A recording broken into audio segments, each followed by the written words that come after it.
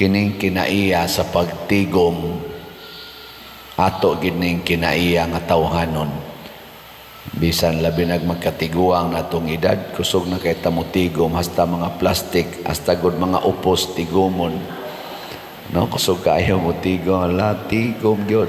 Ilabay na kay karaon sao man na nimo, ay diha lang na. Kana mga guba nga mga sapatos, mga guba nga payong, tigom gyud. Kabantay mo ana. Musugot ra man sa diyang Ginoo ana diay. Pero matod pa niya, ay lang mo pagtigom og bahandi dinhi sa yuta kanang madunot. Kadtong bahandi nga mulungtad didto sa langit. Kana bang matod pa niya, store up heavenly things, not worldly things. Gilingay mong tupad, ing naasa karon nagtigom sa yuta o sa langit. Ay, usahay ra ba? Porti na itong makatigom din niya. Wag gidetay natigom dito. O gunsaon ba nato paghimo aron makatigom tag langit nun nga mga pagkaon or bahandi, ipaambit sa tanan ang imong pagkaon dinhi o ang imong bahandi dinhi siyuta. Ipaambit. Unsaon pagpaambit? Kinahanglan mag-uban gyud ang atong pagsunod sa sugo ni Kristo. Kay matod pa ni Kristo, ang buluhaton nga gustong ipabuhat sa Dios kaninyo, nga motuo kamo sa iyang gipadala. O kinsa may iyang gipadala? Si Jesus. Unya karon gisunda na, pagkamatay na niya, gisunda na sa mga apostoles o sa mga sumusunod kauban sa mga apostoles. Amo rong kaso, mga pare. Ana.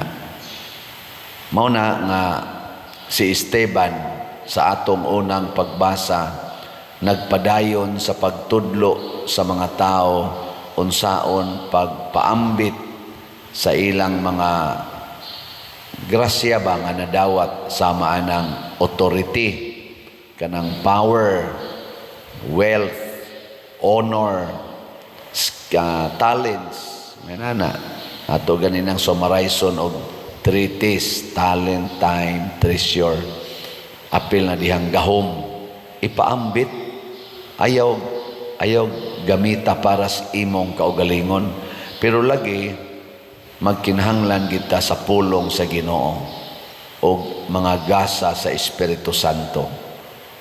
Hain maroy ganahan ninyo mopaambit og kwarta o motigom og kwarta. Hay may mag-una gid sa imong hunahuna karon og nana kay kwarta, tigomon o ipang-share. Susog mao pa ni atong batasan kanang i-share gyud.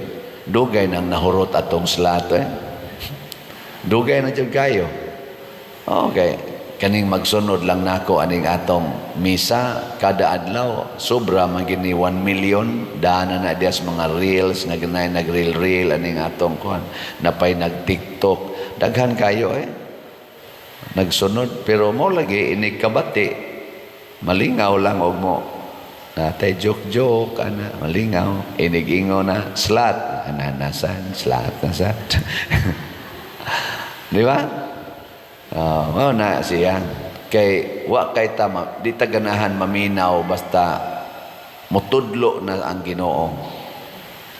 Diri sa atong tubag sa Salmo sa may gibutang dire. Bulahan sila kansang kinabuhi walay ikapasangil. Maminaw bitaw kuros mga politicians, pulos gyud na ay ikapasangil ang ilang kinabuhi. Kabantay mo? Mo nang maghinapakay sila glapok kay pulos maginay kapasangil. Lingi ako no imong tupad na kumusta man imong kinabuhi way ikapasangil.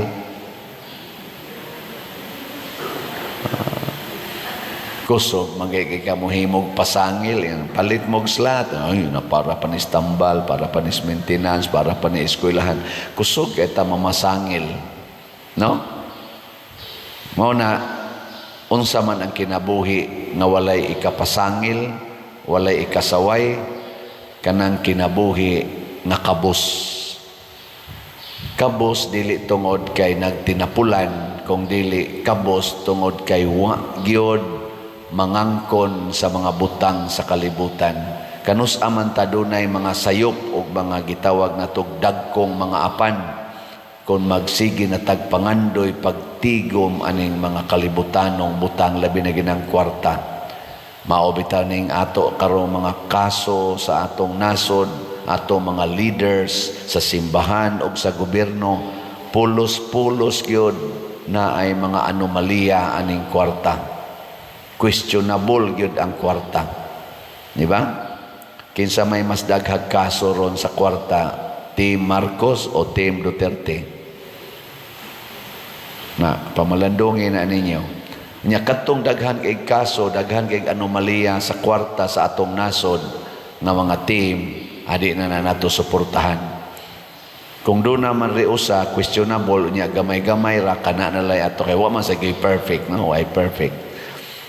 Ikaduha, maglisod tag patuman sa hustisya, kaangayan, o kanang gitawag nato og transparency sa pagpadagan sa katilingbanong katungdanan basta hangol kay tag kalibutanong butang. Mamakak kita, dili ta transparent, dili ta dayag niya, daghan kay taog kanini ang buhaton nga mga sala. Kinsa may mas dayag karon og kinabuhi aning duha ka team, Team Marcos o Team Duterte, kanang inigsulti nila ba, igo gyud ka matuoran, kinsa man maunay atong butaran. Kay ang kanisa mga tao nga mosulti nga naa gyud aning gitawag og pagsunod sa pulong sa Ginoo, ang ila gyud kanunay isulti ana mao gyud ang pagpatunhay aning kahiusa, kauswagan, hustisya, accountability, muna ilang kanunay hisgutan kaning pagsumpo aning mga drugas, sumpo aning mga insurgency, sumpo aning mga sala nga makaapiktar sa peace and order sa atong kinabuhi. Karon daghan kay tag makita nga pinatianay na siya karon, kawat, patay, sige lang yun. Nya, relax pa ka maglakaw-lakaw karon magabi labi nag-ikarang usa, murag posibleng dili na. Kaya naay mo kalit laglab ni mo diha. Bisag tanawon niyo social media, kada adlaw na anay driver nga gipatay, gitulis, estudyante, gitulis, mga tindahan, gitulis, naay kidnapping, for ransom, patyon rabang hinuogdayon, napatoy ni reklamo, nakabayad na kuno sila, gipatay ginuoglahos. Karon ilingay mong tupad na dili ka mabiktima karong gabi ina.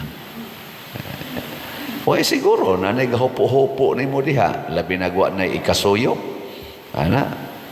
Og kinsa may mosumpo nini, ang mga taong nagsunod sa Ginoo.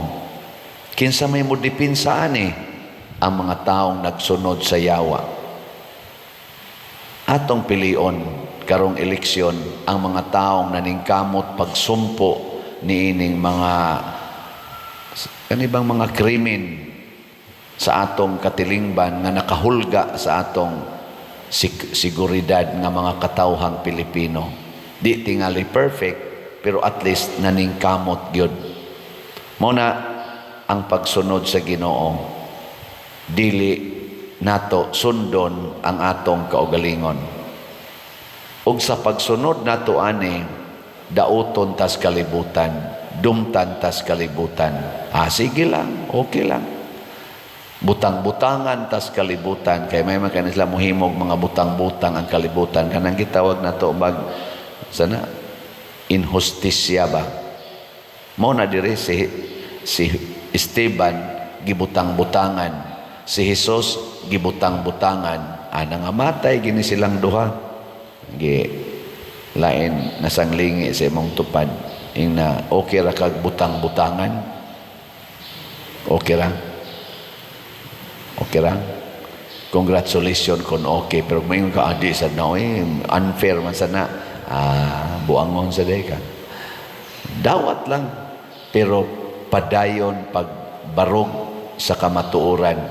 Ang naong ni Esteban, pagbarog niya sa kamatuoran, nahimong nidanag nga mura kunog anghel ang niyang naong. Ngano man, kay mo gawas gid ng kalipay o kalinaw sa atong naong, basta wa tay gitago-taguan nga mga sala. Kana bang nagbarog kas kamatuoran, matod pa ni Kristo, the truth will set you free. Magbakak-bakak na ganita, na nagitay anomalya, magkaratol-ratol kita. Kinsa marong team nga murag nagkaratol-ratol, nagkaduol ng eleksyon. Kinsa may nagkaratol-ratol ron, Team Marcos o Team Duterte. Kanang magkaratol-ratol, ato na ng taktakon. Nga naman, wagin na sila klaro. Pero kanang relax, kay makadawat ra gyud unsay ihukom sa mga tao, kana mo'y nindot. Labi na gyud kung way tikas ang atong eleksyon. So atong awhagon ang atong mga board of election inspectors, kanang mga mag-facilitate sa eleksyon sa presinto hangtod na gyud sa national level, nga unta magsunod gyud sila sa Dios nun nga kinaiya. Naa nasandig nila ang gitawag natog kaugmaon sa nasod.